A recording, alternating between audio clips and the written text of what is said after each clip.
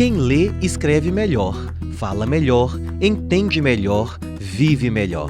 E quem incentiva os hábitos de leitura promove viagens a lugares inimagináveis. Em Sete Lagoas, a Biblioteca Municipal é um destino para quem quer transformar a leitura em sua companhia. Situada na rua Lassance Cunha, 174, Centro, a Biblioteca Doutora Avelar conta com um acervo de mais de 45 mil exemplares. Quem busca um cantinho silencioso e aconchegante para se preparar para as novas fases da vida, encontra aqui as salas de estudo. Neste ambiente, tudo coopera para que a educação, a leitura e o conhecimento se tornem rotina na vida de cada um. Seja bem-vinda à Biblioteca Pública Municipal Doutora Avelar, o nosso cenário cultural de hoje.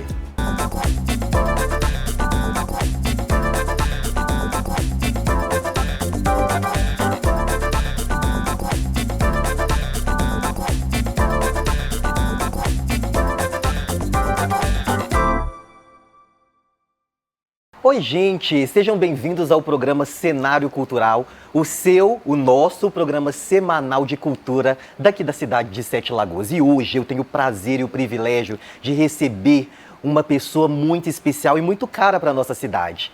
Eu vou conversar com ela, que é professora, que é escritora. Converso com Hélida Gontijo. Hélida, que prazer gigante receber você aqui no nosso programa. Boa tarde, é uma alegria muito grande receber esse convite. Fiquei extremamente lisonjeada de poder falar daquilo que eu mais gosto, que é dar aula.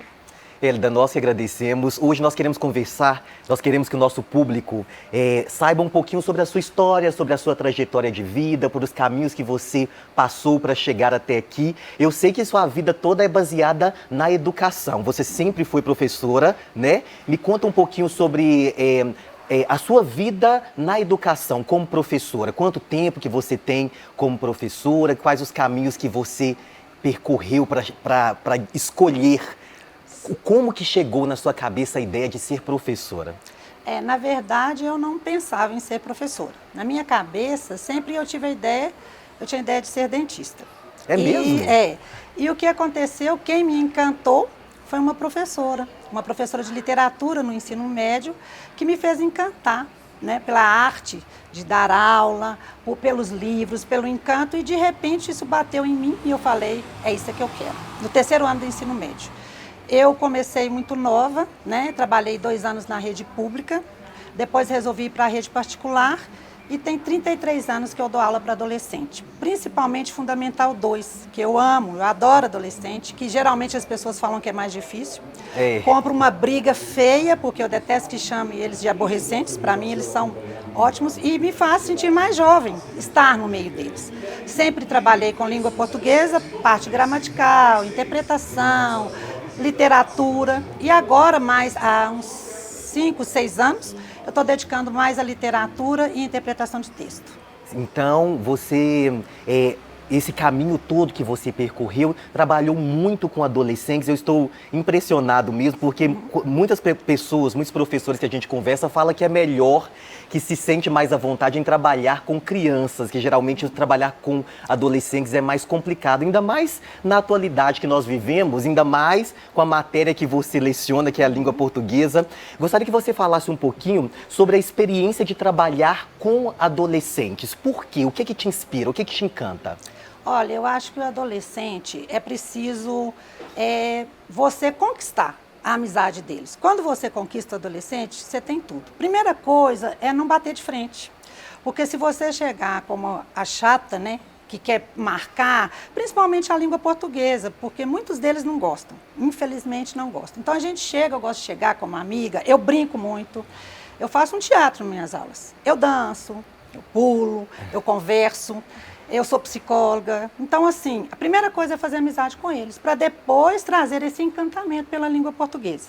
E para mim, eu já passei por diversos tipos, né, de adolescentes. Eu comecei, eu era jovem, né, não é que sou já idosa, né, mas assim, o público hoje é muito diferente. Eu tenho concorrentes pesados, que são as telas. Né? Então eu peguei uma geração que não tinha isso, não tinha acesso à tela, que eu era professora ali, eles estavam chegando no conhecimento só através de mim e de alguns livros. Agora não. Então é isso. Eu acho que o principal para o professor, principalmente o pessoal que está chegando hoje, é cativar esse aluno, é trazê-lo para perto da gente. E a família também. E mais também por causa da concorrência muito grande, né? Sete Lagoas tem diversas escolas. Então a gente tem que primeiro cativar o adolescente. Hélida, eu fico encantado ao ouvir você falar, porque eu acredito que ser professor, para ser professor, você precisa ser um grande artista, né? Esse, inclusive, foi um dos motivos que nos fez chamar você para vir até o nosso programa Cenário Cultural, porque eu confesso para você que eu vejo a forma de lecionar, a profissão professor como uma grande arte. Sim. É um poder muito grande que você tem, ainda mais da língua portuguesa. Gostaria que você nos falasse um pouquinho sobre a importância da língua portuguesa para a formação do ser humano. O que a língua portuguesa traz, como que você trabalha a língua portuguesa para a formação intelectual e pessoal de cada pessoa, de cada ser? Eu acho que a língua portuguesa é essencial, né, Bruno? Não tem como desvencilhar disso. A partir do momento que os alunos hoje, eles têm que fazer uma prova do Enem, cuja redação vale 1000 pontos, isso ainda reforça mais ainda. Ninguém hoje vai se candidatar a um trabalho sem fazer uma entrevista, sem se colocar, sem saber falar. Como que uma pessoa vai fazer uma entrevista e não sabe nem conversar? Não vai ser selecionado. Então, eu acho que hoje é essencial. Não tem como você fugir, né? Você tem que ter pelo menos até o ensino médio, né? Então, isso assim, isso trouxe uma valorização maior da língua portuguesa, eu acho. Cada vez mais você precisa. Em todos os cursos, indiferente, qualquer universidade que você for, você vai precisar dela. Como você vai fazer um TCC, como você vai defender uma tese se você não domina, né? Quantos alunos meus, eu já corrigi TCC deles? Milhares. Né, essa confiança que a gente vai ter. Então, eu acho que a língua portuguesa é essencial. E até para você se colocar, defender seus direitos, ser um protagonista na sua vida. Né? Não tem como fugir. Hélida, nós percebemos que hoje a comunicação é essencial, importantíssima para o desenvolvimento do ser humano, para que as pessoas possam se tornar mais sociáveis, né? Eu gostaria que você falasse um pouquinho a que você atribui, o que uma criança, um adolescente precisa buscar para se tornar um adulto mais comunicativo, mais sociável, e como que essa pessoa se destaca? Eu acho, Bruno, que a gente teve uma quebra nisso aí, nesse período da pandemia. As crianças, os jovens, todos nós ficamos muito fechados, né? Então, a gente teve um certo retrocesso, porque os meninos ficaram muito dependentes da família para tudo. Mas eu acho que para isso tem que ser mais independente, ter autonomia, colocar esses meninos para lerem, para resolver. Eu falo que os jovens, tanto criança como adolescente, não é só preparar para um Enem, não. Eles precisam preparar para a vida. Saber comunicar, saber ir ao banco, dar um recado. Depois da pandemia, eu percebi na sala de aula que às vezes você pede um menino e fala assim, ó, vai lá na tesouraria e pega. Onde que é a tesouraria? Entendeu? Pergunta. Eu falo para eles assim, vai perguntando aí. Desce e vai perguntando. Você tem que se informar. Então, assim, é buscar essa autonomia, essa independência fora de casa, porque o mundo cobra muito da gente isso. E a língua portuguesa faz isso, né? É dar essa autonomia. Ótimo. Olha, vocês perceberam, né, que o assunto aqui é rico, cheio de coisas boas e que pode ajudar muitos de nós, pode me ajudar e ajudar vocês que estão em casa. Daqui a pouquinho nós voltamos com muito mais assunto com a Hélida. Eu tenho certeza que vocês vão aproveitar muito. Daqui a pouquinho a gente volta. Estamos de volta com o programa Cenário Cultural e hoje eu estou batendo um papo muito legal, muito gostoso com Hélida Gontijo. Hélida é professora e escritora. Está aqui nos contando um pouco sobre a sua trajetória de vida e sobre o amor pela língua portuguesa. Hélida, nós falávamos um pouquinho sobre os caminhos que você passou para se tornar uma professora de língua portuguesa, mas nós sabemos que na atualidade nem todo mundo tem este desejo pelo estudo, esta vontade de estudar e, principalmente, muitas pessoas não têm vontade de se tornar professores hoje mais, né? O desejo de se lecionar hoje tem ficado um pouquinho distante do sonho de muitas pessoas. Antes a gente conversava com muitas crianças e elas falavam que qual que é o seu grande sonho? Ser uma professora. Hoje a gente não ouve isso tanto mais. Eu gostaria de saber de você, o que você acha, a que se atribui esta questão Quais são os grandes desafios de ser uma professora na atualidade, neste século? Infelizmente, Bruno, tem a questão da remuneração. Não pode, já melhorou muito, né? Mas ainda tem essa questão da remuneração. E a questão da tecnologia, né? Não tem como fugir disso aí. Antes, quando eu comecei a lecionar, a gente não tinha essa concorrência, né? O menino não tinha essa tela. A gente era o protagonista ali na sala de aula, era o dono do saber ali. Agora não, o menino ele traz todo um conhecimento, né? Tem alunos que já viajaram para muitos lugares, tem toda a aparelhagem em casa e tudo. Então isso dificulta sim, tá? Um celular dentro de sala, todos têm, pela questão da falta de liberdade que eles têm de transitar sozinhos, então precisa. A gente durante a aula você tem que parar, recolher celular, isso atrasa. Mas eu acho que a questão, isso é uma das questões, né? A gente tem que preparar mais para as aulas, porque esse aluno ele traz um conhecimento prévio muito grande. Então, isso são dos desafios, né? E outra coisa, essa questão também, a rede social, a questão da concorrência. Hoje o pai também, antes os pais não atuavam tanto, né, na sala de aula. Hoje o pai ele faz um investimento para o filho e ele quer um retorno. Sim. Então ele acompanha, ele quer saber o que está sendo trabalhado, se aquele profissional é um bom profissional, ele participa. Com a questão da pandemia, eles participaram mais ainda. Eu tenho pais que assistiam minhas aulas durante Sim, a pandemia. é verdade, eles tinham a questionavam. possibilidade, então, né? assim, isso abriu mais ainda. E são os desafios. Tecnologia, questão da remuneração, questão do interesse do aluno, né? Com um clique ali, ele já lê tudo, ele já pega, ele tem aula com os professores, pessoas que brincam, os caras que eles gostam aí das redes sociais, tiktokers. Né? Então, assim, é difícil de concorrer. Não impossível. Desde que você faça com amor e tenha uma flexibilidade, eu acho. Eu fico imaginando as estripulias que precisa se fazer dentro de uma sala de aula hoje para chamar a atenção de uma criança, para chamar a atenção de um adolescente. Que realmente, hoje, as redes sociais, a tecnologia em si, ela está de tão fácil acesso, todo mundo tem tanta facilidade de acessar essa tecnologia, esses conteúdos, que hoje realmente deve ser um grande desafio para o professor lidar com todos esses atributos, com toda essa tecnologia. E eu queria que você me falasse um pouquinho o que fazer então, Hélida? O que um professor precisa fazer para chamar a atenção deste aluno? Eu acho que a primeira coisa, ter mais acesso à tecnologia, buscar. Não tem como fugir. Não tem como fugir. O profissional que não tem um grande entendimento de tecnologia não vai ficar mais no mercado. Não tem como você sair disso, né? Então, assim, ter rede social, participar, deixar eles te contarem, fazer parte desse processo.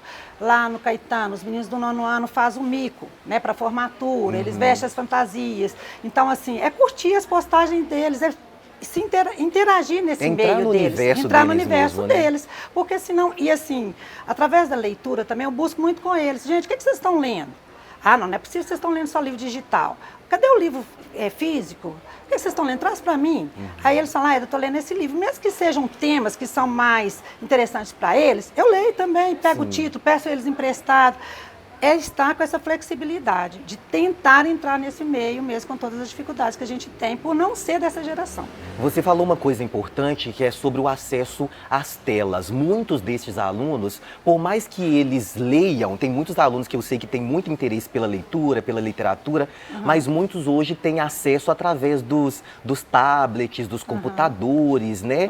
Existem até, eu não sei bem ao certo o nome, mas existem aplicativos, existem Kindle, exatamente, os Kindles, né? Para que eles possam ler. Mas e sobre o livro físico? Qual que é a importância do acesso, de encostar no livro físico, de ter acesso a esse bem tão precioso que para a gente, da nossa geração, era tão caro, tão raro, tão importante, e hoje ele, às vezes, as crianças, os adolescentes não têm tanto acesso. O que você tem a dizer sobre isso? Eu gosto, Bruno, de contar a minha história, sabe? Porque eu fui uma criança que não tive acesso a livros. A minha casa, meus pais não tinham condição de comprar livros. E eu sempre sonhei com livros. Na minha infância eu ia para a escola, eu estudava no Arthur Bernardes, eu passava numa casa que eu ficava na ponta dos pés para ver a biblioteca. Eu sonhava em ter uma prateleira cheia de livros. Então eu conto a minha realidade para eles e faço uma comparação, que hoje eles têm acesso, eles podem ter e não têm. Então eu falo, gente, o livro físico é bom demais, sentir o cheiro do livro, mostra para eles que é diferente você ler um livro no papel. Claro que o digital, trabalhei também com eles com livros digitais. Comprei um Kindle, eu tenho um Kindle, né? Falei com eles, não, eu vou comprar. Um falou, Elda, compra um Kindle, é maravilhoso. Eu falei, vou comprar. Gostei, tenho também. Então eu mostro para eles todas as possibilidades. O Kindle é bom, você vai para um lugar, você tem ali, eu vou num consultório médico, às vezes é mais fácil para eu carregar, mas mostrar para eles também o valor, como eu escrevo, né, eu sou escritora também, mostrar para eles, para um livro chegar até um ponto dele ser editado, é muito trabalho. Sim. Nós precisamos de valorizar isso, e o livro é para sempre, né, Bruno? Mas assim, eu te falo, apesar de toda a questão da tela, né, o ano passado no Caetano a gente fez uma experiência de ler o livro digital, e não deu certo. É mesmo? Não. Eles não gostaram. Eles gostam ainda do livro físico, apesar de tudo. Sabe? Eles gostam. Então isso me deixou muito feliz, mas é uma experiência que eu passei. Sim. Não sei se é uma realidade, né? E fora. Os pais não gostaram. E olha que a plataforma que a gente usava, os pais tinham acesso, viam todas as... Eu tinha acesso, via quantas páginas eles tinham lido, o que eles tinham saltado, mas eles não gostaram. Sabe? Então, ainda é o livro físico. Ainda esse ambiente, esse cenário que hoje nós estamos nele ainda é muito importante. Eu, particularmente, Elda, eu vou te dizer que eu tenho muita dificuldade em ler um livro digital. Eu ainda sou eu gosto de sentir o cheiro do livro e isso me inspira bastante. Né? Mas é óbvio que com a tecnologia a gente precisa mesmo navegar por novos oceanos, né? Isso é extremamente importante, mas lembrar sempre que o livro físico também é de grande valia, principalmente para lembrar da história daquele escritor, né? De todo o trabalho que teve ali atrás, das editoras que são tão importantes para a evolução do desenvolvimento do nosso país também. E trazer para eles, por exemplo, os clássicos antes, eles caíam, né, em prova vestibular, era totalmente diferente do Enem, eles tinham de ler X livros lá, títulos, né? Sim. Então, assim, quando em sala de aula a gente fala em Machado de Assis, para um menino de 8º ano, né? Um Dom Casmurro, às vezes tem para colegas de trabalho, fala, você é louca de falar com o menino para ler Dom Casmurro. Não é, não. É você trazer um Dom Casmurro para a realidade deles. É mostrar para eles que tem, as coisas que aconteciam lá, acontecem aqui. Sim. Não é tão diferente, é trazer. Tudo a gente tem que trazer hoje para a realidade deles. O menino hoje, o adolescente hoje, ele não trabalha no abstrato, não. Ele trabalha tudo no concreto. Sim. Ele tem que saber, isso pode acontecer? Pode. Por que não pode? Então a gente é questionado o tempo inteiro. Né? Agora uma dúvida, Elda, a riqueza do nosso vocabulário, a riqueza das palavras, a construção das frases, a riqueza da nossa comunicação, muito vem da leitura, grande parte vem da leitura, né? Ler é extremamente importante por causa disso. Existe algo específico que eu preciso ler para construir um vocabulário mais rico ou a literatura em toda a sua extensão, qualquer coisa que eu ler vale a pena, a leitura? A leitura como um todo, ela ajuda, né? Mas ela não... É preciso ler, eu sou defensora dos clássicos, sabe? Claro que um menino, às vezes, a gente pega um livro adaptado. Sim. Né? Que às vezes ele não vai entender, às vezes, um Camões com a linguagem tão clássica, dá pra gente fazer uma adaptação. Mas é ler, tem que ler e buscar e escrever, né? Não é só ler. E uma coisa que eu acho uma dificuldade, que eu não citei, é essa questão do vocabulário. Porque os meninos não olham mais dicionário. Mesmo eles tendo essa facilidade na tela. Sim. Eles não sabem. Às vezes eles erram uma questão na prova por falta de vocabulário. Mas isso eu pego muito no pé deles, sabe? Muito. Essa questão, gente, destaca. O que significa essa palavra? Não sei, então como é que você vai fazer o texto se você não sabe? Né? Então... O Ziraldo falava isso muito, né? Ler é muito mais importante que estudar. Aí um dia uma jornalista falou com ele, você está ficando louco de falar isso. Ele falou, gente, mas como que estuda sem ler? E como que você lê sem saber o que você está lendo? Então tem que buscar. Uma das dificuldades da língua portuguesa é a falta de vocabulário. Os meninos não têm vocabulário. É tudo... tem muita gíria. E aí a gente tem que trabalhar também com as gírias, né? Porque tem hora que eu pergunto, o que significa isso, né? Um dia eles falaram comigo, o fulano tá com o cabelo na régua. Eu falei, que régua, gente? Né? Aí foram me explicar o que é régua. Então, quer dizer, é isso, viver com adolescente é isso. Sim. É entrar na deles e tentar falar que o vocabulário deles tem importância. E o bom é que a gente nunca envelhece, né, Elda? Hoje mesmo você já tá com o seu cabelinho na régua. Na régua. Né? É isso mesmo, gente. Olha que delícia de bate-papo com essa querida escritora e professora professora Hélida Gontijo. Daqui a pouquinho a gente volta, nós vamos falar um pouco mais sobre a vida da Hélida, sobre estudo, sobre leitura e sobre literatura. Estamos aqui, olha, na Biblioteca Pública, na Biblioteca Municipal de Sete Lagoas, esse cenário lindo e inspirador. Daqui a pouquinho a gente volta. Estamos de volta com o programa Cenário Cultural e hoje estamos falando sobre literatura, língua portuguesa, sobre a magia e a arte de lecionar. Eu recebo ela, Hélida Gontijo, professora querida e escritora. Nós falamos muito, Hélida, sobre sua vida como professora e eu posso te dizer que eu estou impressionado, encantado. Uma pessoa que se dedica 33 anos pela educação é uma pessoa que tem muito a oferecer. Parabéns, viu? Obrigada. Eu te agradeço em nome de Sete Lagoas, inclusive, que eu sei que muito da sua vida foi dedicada à educação Sim. daqui da nossa cidade. Mas vamos falar um pouquinho sobre os seus trabalhos atuais. Eu sei que você também é uma escritora, é cronista, é poetisa, tem muitos trabalhos sendo desenvolvidos. Me fala um pouquinho o que é que você anda fazendo agora, nesse ritmo para a literatura brasileira. Já tem um tempo, Bruno, que eu escrevo crônicas para o jornal 7 Dias. Sim. Eu fui convidada, esses dias eu estou até parada, não tenho publicado crônicas não, porque eu estou na elaboração, eu vou lançar um livro esse ano, né? E agora mesmo eu vou falar sobre ele. Então eu tenho dedicado mais à escrita, à contação de histórias. E eu participei, desde 2021, eu participei de algumas antologias, sabe? E a antologia, ela reúne um grupo de escritores. Geralmente, eu fiquei sabendo da primeira antologia, que é esta aqui, que foi uma editora do Rio de Janeiro, e que se chama Outra Margem. Essa antologia chama Da Minha Janela. Eu abri o Instagram um dia, estava em casa, né, dando aula online, e essa editora, Outra Margem, resolveu fazer uma antologia, uma reunião de crônicas que falassem o que cada um estava vendo da sua janela. Ah, que legal. E eu, nada é por acaso, eu tinha escrito uma crônica que eu estava dando aula online e da janela da minha cozinha, eu descobri que no prédio ao lado do meu tinha um aluno que morava ali. Um aluno seu? Era do Regina Passos na época. E ele me viu de uniforme na hora que dava o recreio, eu ia na cozinha lanchar.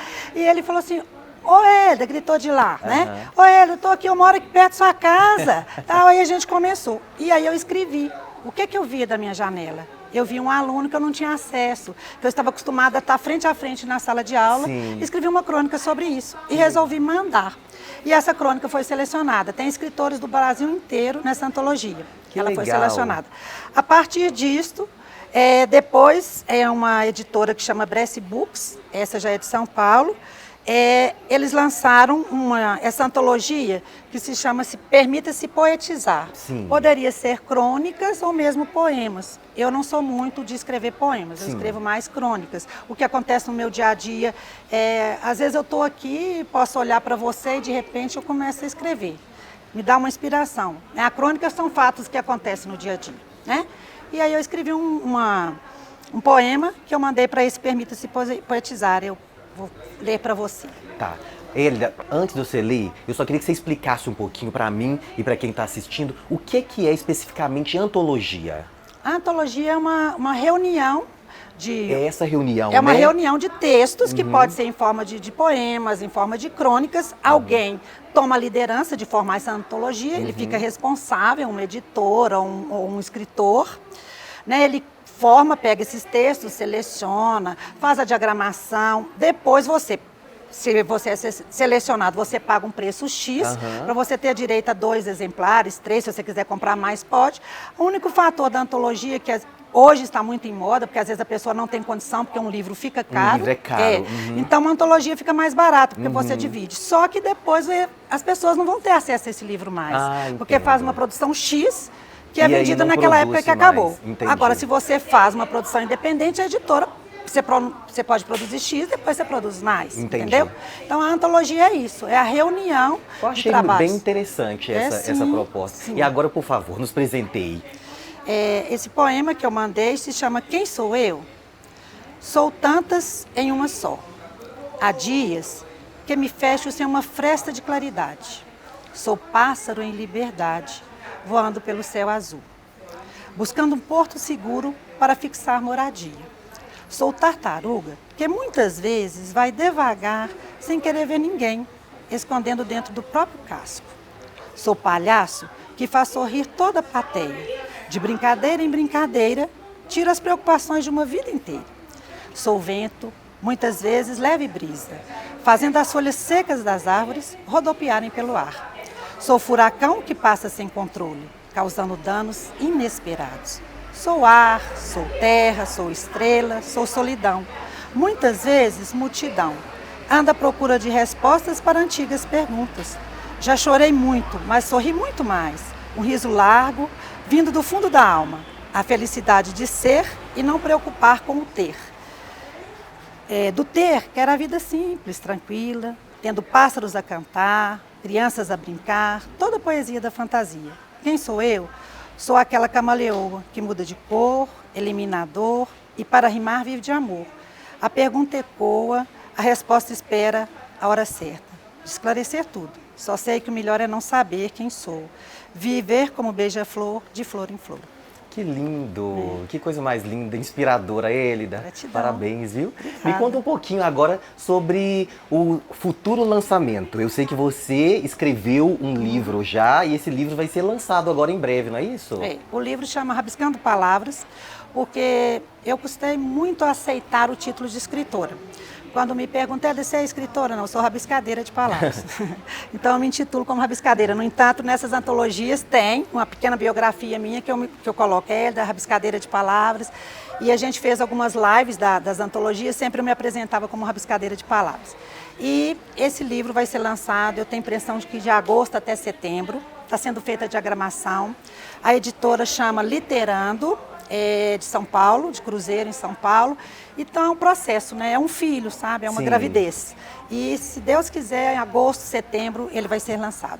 É de crônicas, uma seleção de crônicas. Tem crônicas que já foram publicadas nos 7 dias, como tem inéditas também. Vai ser um prazer divulgar para vocês. Nós vamos ter o privilégio de poder ler e nos encantar com as palavras da professora Elida Gontijo, a quem eu agradeço imensamente pela oportunidade de entrevistá-la. Elida, você sabe o carinho e o afeto que eu tenho por você, porque Elida, muito mais que professora, muito mais que escritora, é também mulher, mãe, agora vó, né? Mãe da Júlia e da Letícia e agora vó do Marco, não é isso, Elida? Sim. E eu te agradeço muito pela oportunidade de conversar com você, te desejo sucesso, muito obrigado pelo carinho e por ter aceitado o nosso convite nessa tarde, e as portas da TV Câmara, do nosso programa Cenário Cultural, estão sempre abertas para você. Agradeço demais, Bruno, quando precisarem estou aí.